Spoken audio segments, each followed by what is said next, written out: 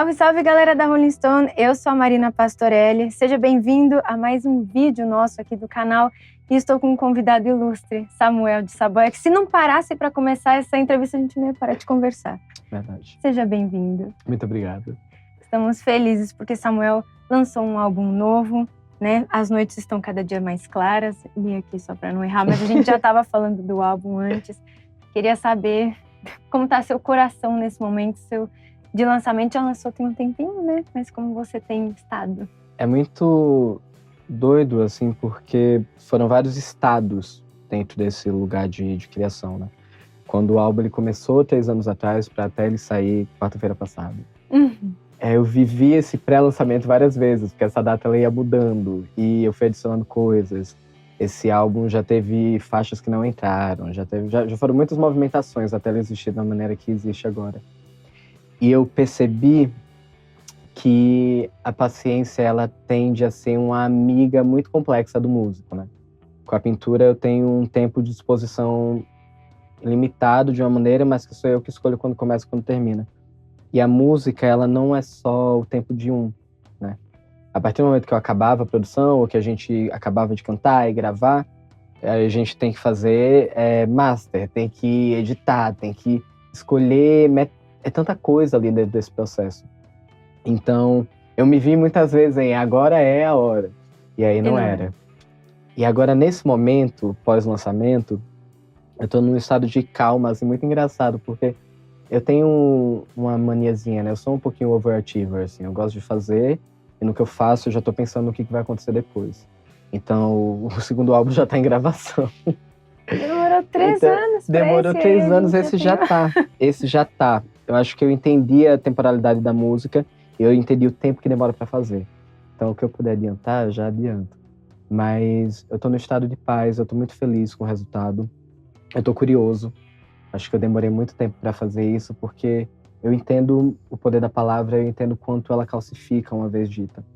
Então eu quis preparar o ambiente para que essas palavras elas entrassem da maneira certa, para que tivessem o alcance que precisa ser delas, e que no fim, ao tratar de verdades, né, e situações passadas por mim, eu não me ferisse nem ferisse ninguém no processo.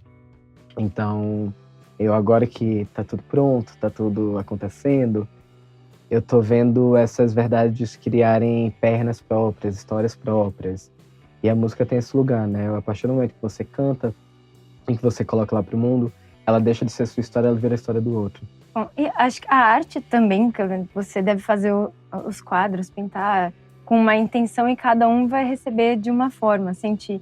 E quando eu tava ouvindo o CD, o disco, né? O CD, também, quando eu tava ouvindo o disco, o álbum, eu senti algumas coisas que acho que nem foram a sua intenção, mas que eu senti da minha maneira, assim. Depois eu fui ler algumas entrevistas e vi que você justificou de uma outra forma, tal coisa. Mas a música tem essa coisa muito gostosa, que cada um vai sentir de uma forma. E eu senti que você se abriu, assim, de fato, nesse álbum, né? Você se expôs, assim. E aí, eu queria entender, quando você entendeu, de fato, que você queria usar mais essa forma de expressão, porque na arte você sempre se expressou. E quando você entendeu que essa seria uma forma de expressão também? Nossa, eu percebi com a pintura que eu tava habitando muito um lugar entre, sabe? Era entre o estúdio, entre a obra pronta, e minhas verdades ficavam nesse meio, assim, poxa, isso é o que tá aqui existindo. Entre o que aconteceu e entre o que está pronto. E com a música eu vi muito esse ambiente de eu tô passando por isso daqui agora e eu preciso dar nome ao que isso é agora. Eu precisava da forma, né? Eu já faço isso com a pintura, eu já queria um desenho para poder significar algo. Mas é muito diferente quando você aplica esse desenho na vida, porque você começa a definir coisas de uma maneira muito palpável, assim. O que é libertador, mas é muito assustador no começo. Imagina que você passa, no meu caso, 11 anos de carreira, né, enquanto pintor, existindo num lugar onde tá tudo ali estatado, tudo que eu passei, tudo que eu vivi, tudo que eu sinto, mas não tem nome nem rosto, sabe? Tem o sentimento, tem as cores, tem as formas, mas são máscaras, são desenhos, são símbolos. E nós temos enquanto ser humano, né, nós temos essa mania de identificação, né? Uma coisa quando você fala mesa e você fala do significado espiritual e o ambiente, como que é a ideia da mesa, outra coisa é tocar. E a música, ela tem sido isso. É como se eu me desvencilhasse dessa ideia de uma nomenclatura da ideia, eu fosse para um nome físico, para um rosto, para um toque. E trazer as coisas para uma corporalidade desse tamanho me deixou num lugar muito vulnerável também.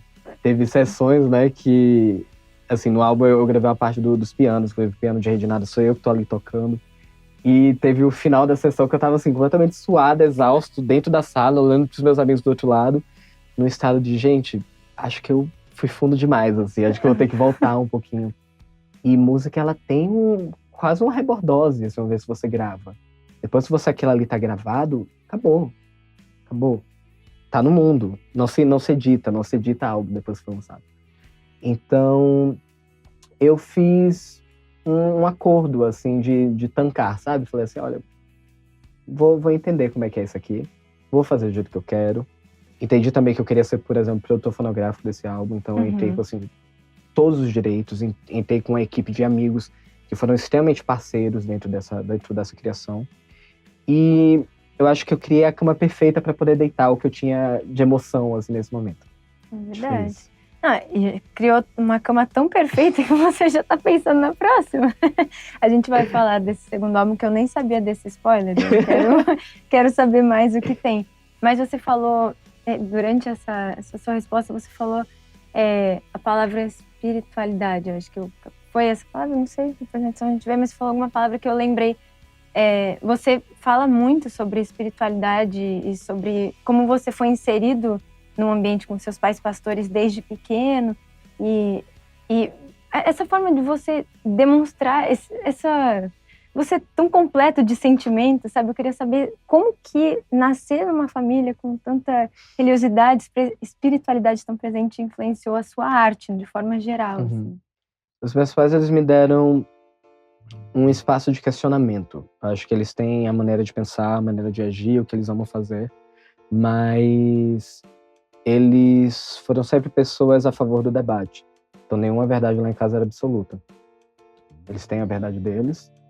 Eu tive que ter a minha por 17 anos, eu saí de casa quando eu tinha 17. E depois disso era eu, Deus e eu de novo, assim. E os amigos? E os amigos sempre, mas eu faço uma brincadeira, inclusive, com os amigos, que eu falo, nossa, abaixo de mim tá eu de novo. Tem uma hora onde você, principalmente cuidando da própria cabeça, né, cuidando do seu ori, cuidando da maneira como você se movimenta perante o mundo, e também da maneira que eu fiz, porque eu saí de casa, Recife, São Paulo, depois de São Paulo eu fui para Atlanta, Nova York, Paris.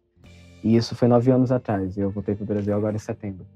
Então, você decidir passar 9 anos da sua vida andando, você se depara a muitas situações, a muitas histórias, a muitos amores, a muitos fracassos.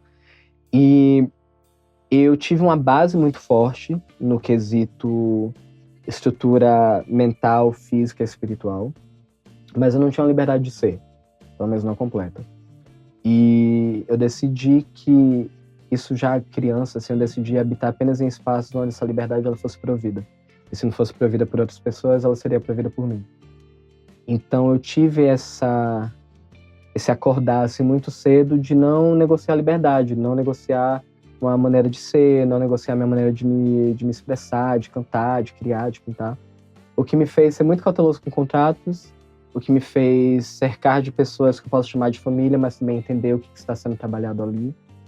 E me fez ser muito firme perante essas decisões, porque quando a gente pensa em cenários de arte, cenários de música, cenários da moda, de criação, primeiro que a gente já está falando de um nível social para uma existência total, onde existir nesse meio sendo uma pessoa pobre é muito complexo, é muito difícil. Existir vindo de uma família sem uma maior estrutura, fora desse meio, você também vive um nomadismo social de uma maneira, você tem que fazer umas viagens assim, dentro e fora, muito absurdas. Então, eu me nutri de conhecimento, eu me nutri de boas amizades, de bons caminhos, de boas palavras, mas chega uma hora onde isso não é suficiente. Acho que existe ainda mais quando a gente está falando de mercado brasileiro, e um brasileiro que vai para o mundo, existem momentos onde você tem que ser mais esperto que a esperteza, assim, ou ser mais sábio que a sabedoria. Então, eu decidi existir nesse local, assim, sem sacrificar nada, sem existir num processo também destrutivo, que é isso que acontece muitas vezes, né? Quando não se tem, às vezes é muito mais fácil chegar sempre bélico e sempre com raiva, mas como é que eu ia destruir uma coisa que não existia, né? Então eu decidi fazer realmente uma coisa passo a passo, criar cada estrutura para que minha vida ela possa existir da maneira que eu quero. Mas isso também é algo que eu aprendi em casa. Eu nunca neguei minha identidade, de onde eu venho, e isso nunca foi para mim empecilho algum de para onde eu vou. Eu acho que isso foi uma alavanca total, inclusive. E isso eu aprendi com os meus pais, isso eu aprendi com a maneira como eles enxergam o mundo, com a maneira como eles decidiram ter 3 filhos, independente da situação, com a maneira como eles investiram na nossa educação, se foram presentes. Quando não foram presentes também, nos deram manejos e estruturas suficientes para poder lidar com as situações um a um. E é isso, eu acho que no fim, essa base, né, esse lugar de entender caráter, entender que ética e moral são coisas completamente diferentes, me criou de uma maneira muito preparada, assim, para o meio que eu habito agora. Você mesmo disse, né, você foi montando isso que você é hoje. E quando você fala que aos 17 anos você saiu de casa e morou em tantos lugares, me dá até um negócio, né? E também, cara, eu quando te descobri, realmente falei, cara, eu preciso me aprofundar nessa vida, porque eu fiquei interessada de verdade como jornalista. E que você chegou em São Paulo com R$1.000 pra viver a vida, assim, com R$1.000. E hoje a gente tá com você na Rolling Stone falando sobre um sucesso, né, sobre o seu álbum, depois de uma carreira de muito sucesso, né? Agora são co-carreiras, né?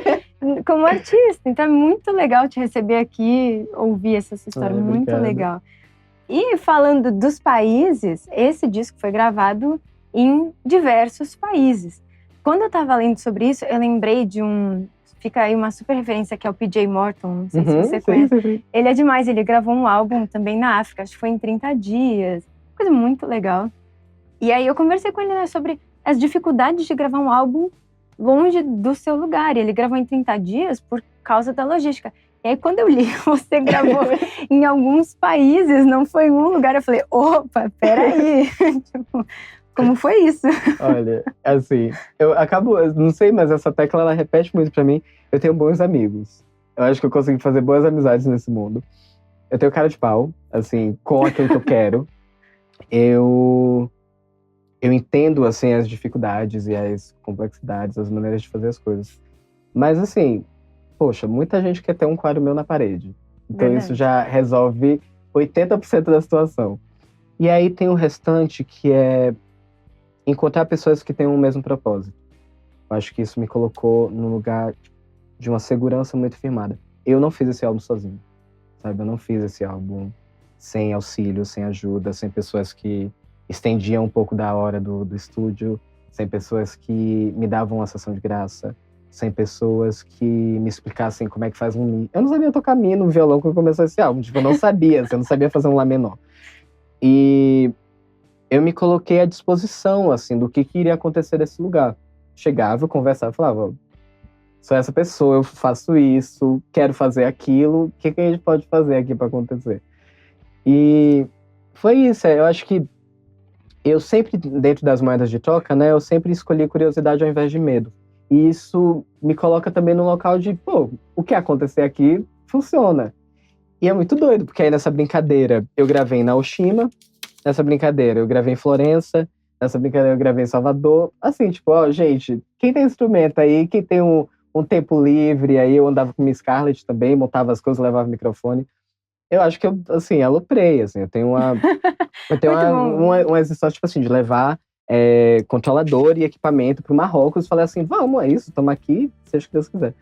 Então, eu não me opus à dificuldade desde que ela trouxesse algo que pudesse ser utilizado. Agregar, né? E acho que por isso que traz tanta influência de tantos estilos musicais, né, nas músicas. Você não ouve e pensa, essa música é isso. Uhum. É um conjunto de tudo, né? É muito, assim, e tem, pelo amor de Deus, assim, tem os produtores, né, tem essa gama, né, tem o Vitor, que é uma escola de cabeça, de pensamento, de criação, gênios. Sabe o nome de todos os compositores que existem no mundo. Daí tem o Zelo, que é do Mato Grosso, que toca uma viola do caralho, que é tipo assim, uma outra maneira de se expressar, de viver, de tocar ali uma ideia. E aí tem o Cavalinho, que é de Curitiba, que toca outro mundo, é outro rock, é uma outra escuridão, é outra beleza, é outra poesia. Então, eu vi essa galera ali trabalhando junto e falei, gente, olha essas pessoas aqui, olha o tanto de acordos, inclusive de linguagem, né? Porque comunicação no fim é isso, eram pessoas diferentes falando línguas musicais diferentes e escolhendo se compreender para fazer uma coisa só. Então, sei lá, a gente deu uma Babel, assim, de criação, no final das contas. Muito massa isso, cara. Estão aqui, né? Estão aí atrás. Quando a gente ia começar essa entrevista, inclusive eu achei muito fofo, muito carinhoso, não fofo, né? Mas carinhoso a forma como você fala dos seus pais, dos seus amigos e de quem esteve com você nessa trajetória. Acho que é muito bacana a gente reconhecer, sabe, quem tá com a gente sempre, assim. E anotei aqui que antes da gente começar a entrevista, eu falei, por favor, toca a Deusa dos Prazeres Bobos, né? Eles vão tocar, e eu falei, por favor, que música você tá pensando? Aí eu pedi essa. Porque quando eu ouvi, me trouxe uma coisa de, tipo, que acho que todo mundo precisaria ouvir essa música e sentir a sua maneira, assim, de arrisca, sabe? Vai mesmo assim, pega o risco. Vai sem saber se vai entrar. Isso, só vai. E no clipe, também vi que você contou que aconteceu isso que você falou na música, praticamente aconteceu no clipe, quebrando a porta em Nápoles, umas coisas assim. Queria que você me contasse um pouco da história desse clipe e dessa música, que aí foi um apego meu. E foi um apego meu também, porque, nossa, vivi. Essa música, ela acontece num momento muito engraçado, assim, eu tenho esse grande amigo, que é o Pietro. A gente tem essa mania, assim, de, tipo, verão a gente vai pra Itália fazer o que acontecer. E aí, dessa vez, especificamente, a gente pegou um carro em Bolonha e a gente desceu. E a gente só foi, assim, era meio assim, mapa na mão, onde que a gente vai parar hoje? Tá, vamos pra Florença, vamos. Vocês já conheciam? Já conhecia, já trabalhei junto. Pessoa que eu já tinha na minha vida há um tempo, que compartilhou as histórias, assim, absurdas. E a gente tava lidando cada um com crises e momentos de relacionamento, e momentos também do nosso relacionamento de amizade e criações e tudo mais. E aí eu falei assim, cara, não vai dar pra gente fazer isso no telefone, não vai dar pra gente fazer isso em Paris. Vamos pra Itália. A gente se resolve aí nessa viagem de carro, seja o que Deus quiser. E aí começou. E aí eu tava com a música, já tocava, eu colocava ela lá. E a gente sempre anda com uma câmerazinha que é uma Ricoh, assim, incrível. E ele saía pendurando essa câmera em tudo que é lugar. O tanto de vezes que eu vi esse carro assim a ponto de bater, e ele dirige muito bem. Então eu ficava numa ânsia, assim, tipo, isso aqui vai dar errado. E ele assim, relaxa, tá tudo certo. Até que na Itália já tem um negócio assim de carros gente, batendo, nossa, né? Entrar em Nápoles e Bangladesh tá assim, ó, pau a pau. E aí eu olhava assim a situação e falava, gente, o que eu tô fazendo com esse cara aqui dentro desse carro? Cantando essa música, olhando pro retrovisor, olhando a cara dele, rindo do outro lado, sabendo tanto de história que a gente compartilha. E falando tudo isso em canção. E falando disso, e do meu relacionamento, e do relacionamento com outras pessoas. E eu falando assim, gente, eu tô vivendo muita coisa, isso aqui não vai parar nunca, porque parece que tem mais lá na frente. E aí eu comecei a sentir tudo isso de novo. E é isso que me alucina, assim, com música. Quando você canta, você sente, você vai pro lugar, você vai pra hora, você sente o cheiro, você lembra o nome, você sabe que você vestiu. E isso é doloroso. É magnífico, mas assim, te deixa num lugar de sensibilidade, assim, que tem uma hora que você fala assim, cara, pra que eu fiz? Que porta é essa que eu abri? E aí eu falei, olha, bora lá, estamos aqui já, né, não tem o que fazer. E a gente gravou esse videoclipe, acho que foram umas 2, 3 semanas, assim. Vivemos muita coisa. Não batemos o carro, mas saímos com 2 videoclipes, né? A gente fez Deus, aí tem Amigo também, que vai sair 12 de junho. Mas, assim, vivi emoções. Muito bom, né? eu queria ouvir essa história, porque eu vi assim, quebrei uns portões. Você assim, nossa, foi gente. Complexo. Entendi, então. Eu anotei aqui uma pergunta que é: muitas músicas foram compostas em madrugadas solitárias. Que sentimentos ou momentos específicos mais te marcaram nesse processo? Então, teve... Além de uma loucura em Nápoles? Uma coisinha pequena. Mas assim, eu tenho alguns momentos que hoje em dia são mais raros, onde eu consigo ficar sozinho mesmo, assim. E é sozinho sem o celular, quer dizer, sozinho. E Noites Claras, que é a última música do disco, né, antes da música ao vivo, a fala da música, ela foi uma experiência dolorosa, assim, ela foi uma escolha, assim, que eu fiz sobre o quanto que eu estou disposto a ir para poder ser eu mesmo, sabe? Acho que tem, ainda mais quando a gente pensa no quesito mercadológico, tem muitas vezes quando fica essa ressalva, né? O que vende e o que é. E nesse são as mesmas coisas. Quase nunca. E eu decidi ser aquilo que eu sou, mas também eu decidi viver bem. Isso é uma decisão, assim, específica. Eu não tô disposto a dificultar a minha vida mais que ela já foi difícil. Assim, eu não tenho esse desejo dentro de mim. E eu fui observando ao meu redor e vendo essa vivência que eu tenho mesmo, né? Eu sou um homem preto, bissexual, de 27 anos, dentro de uma vivência global, vivendo diversas classes sociais ao mesmo tempo, entendendo diversos locais de espiritualidade ao mesmo tempo, num mundo que gere uma política diversa, num mundo que fere pessoas que escolhem ser elas mesmas, num mundo que muitas vezes sabe que você pode caber desde que você faça uma edição de mais um pouquinho. Então, existir sem essa edição, ela cobra um preço muito grande. E essa canção, ela fala sobre essas negociações, né? Quando eu falo sobre afogar dentro de uma piscina vestido de preto, quando eu falo sobre querer me abrir, quando eu falo querer... É uma música que ela é uma música ritualística, ela é uma música de expurgar, ela é uma música que ela define, assim, olha, muito obrigado, gente, foi massa existir até aqui dessa maneira, mas daqui pra frente não dá mais. Uhum. E eu canto isso de maneira muito específica. Eu acho que esse álbum especificamente, eu não fui tão poeta de minúcias, assim. As músicas são bem óbvias, a letra tá lá. Quando eu falo eu preciso de distância, é que eu preciso de distância. Eu quero 25, 30 metros, 5 países de distância. E quando eu falo sobre as noites estarem cada dia mais claras, eu não tô só falando da insônia, eu tô falando, cara, a gente não consegue mais dormir sem um estado de paz. O silêncio ele não existe mais da mesma maneira. O nosso silêncio hoje em dia ele é extremamente barulhento. Então, eu fiquei meio em choque, assim, tipo, poxa, fiz 27. E agora? Qual o sentido desse negócio? Passei 11 anos trabalhando, tirei férias pela primeira vez no ano passado. Nossa. Sabe? Então, daqui eu vou pra onde? E por quê? E pra quê? Então, depois que eu fiz esses questionamentos, falei assim, cara, não adianta fazer isso aqui sem me divertir, não adianta fazer isso daqui tudo e não dar uma gargalhada e não entender que, olha, esse tempo aqui, ele é muito rápido, sabe? Eu perdi pessoas muito queridas, eu lido com a morte desde muito novo e o problema também na questão identitária brasileira é que não é só lidar com a morte e violência.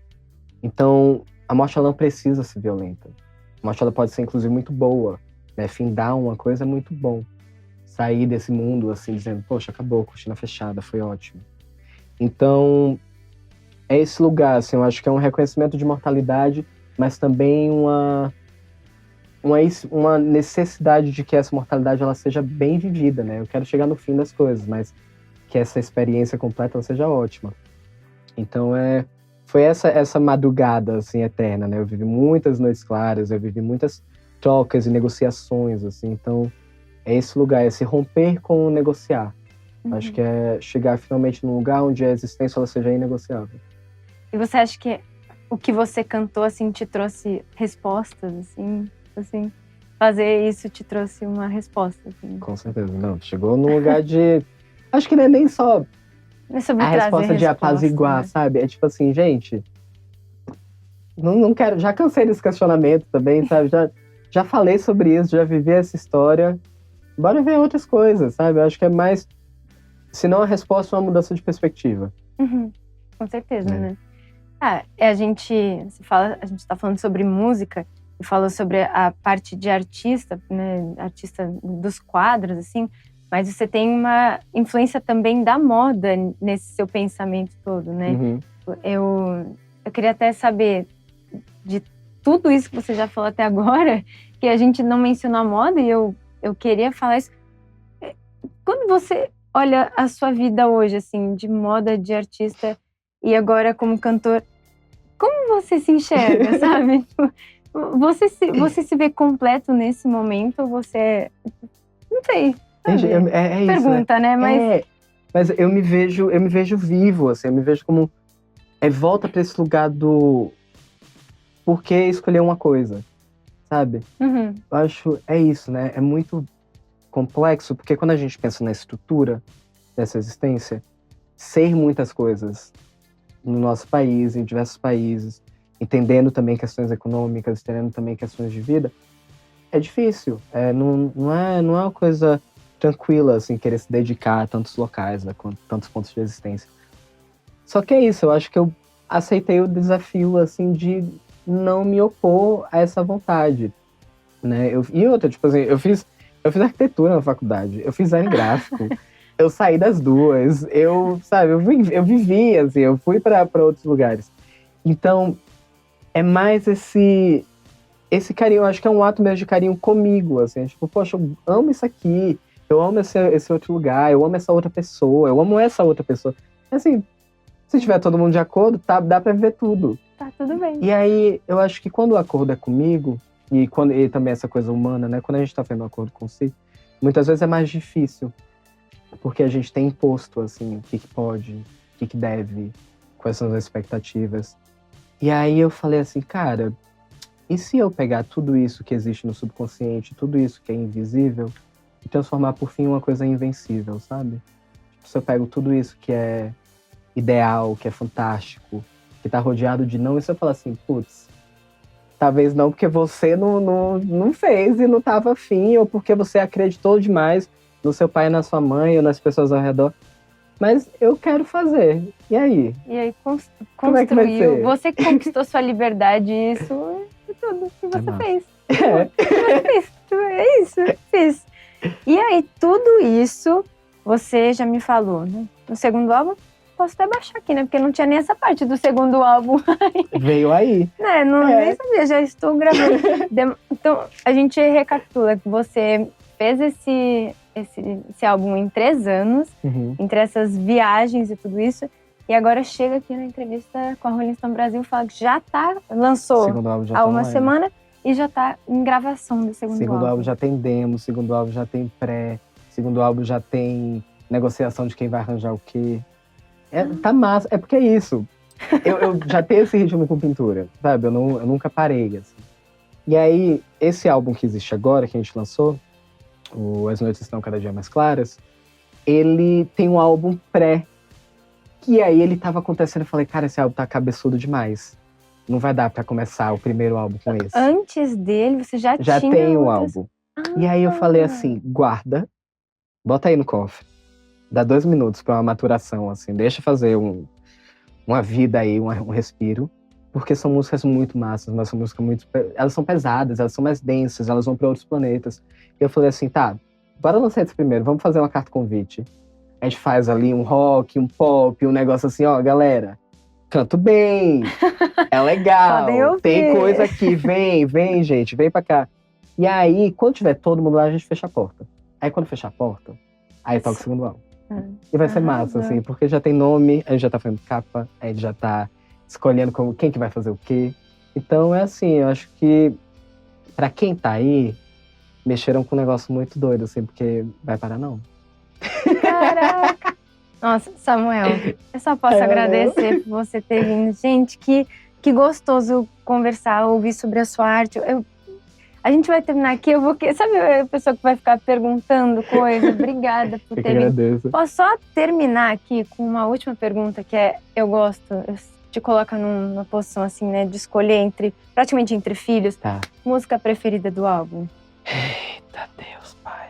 Que são praticamente filhos, né? As músicas nascem de você, eu chamo, assim, elas de filhos. Gente, eu tô, assim, completamente no lugar de A Flor da Pele agora. Vai ser complexo. Olha, acho que eu vou jogar bem baixo, assim, nessa. É porque o lugar que a voz vai quando eu canto, eu vou jogar 2, tá? Não vou escolher. Tá bom, não. É Sangue demais. e Manhinha. Sangue é uma música muito brutal, mas ela vai pra um lugar muito lindo. E Manhinha, ela é quase meu lugar, tipo, arma secreta, assim. É tipo, olha, sei fazer isso aqui, mas olha isso aqui também. Então, são minhas crianças, assim. Lindo. Amo as duas também, amei. Não, mãe é muito linda, mãe é muito linda. Muito legal. Aí agora a gente vai ouvir outras músicas aqui no estúdio, eles vão tocar, vocês vão ver também na entrevista. Muito obrigada, Samuel. Valeu. Obrigada mesmo, sucesso sempre pra você. Pra você, muito obrigada por mais um vídeo que é se despedir, deixando, né, antes suas redes sociais, pedindo pra todo mundo seguir. Gente, eu me chamo Samuel de Saboia, mesma coisa no Instagram, mesma coisa em todos os lugares. Meu álbum se chama As Noites Estão Cada Dia Mais Claras. Ele é muito massa, espero que vocês gostem. E foi massa, né, Mari? A gente se divertiu. Foi massa. Então agora sim, muito obrigada e a gente se vê no próximo vídeo da Rolling Stone Brasil.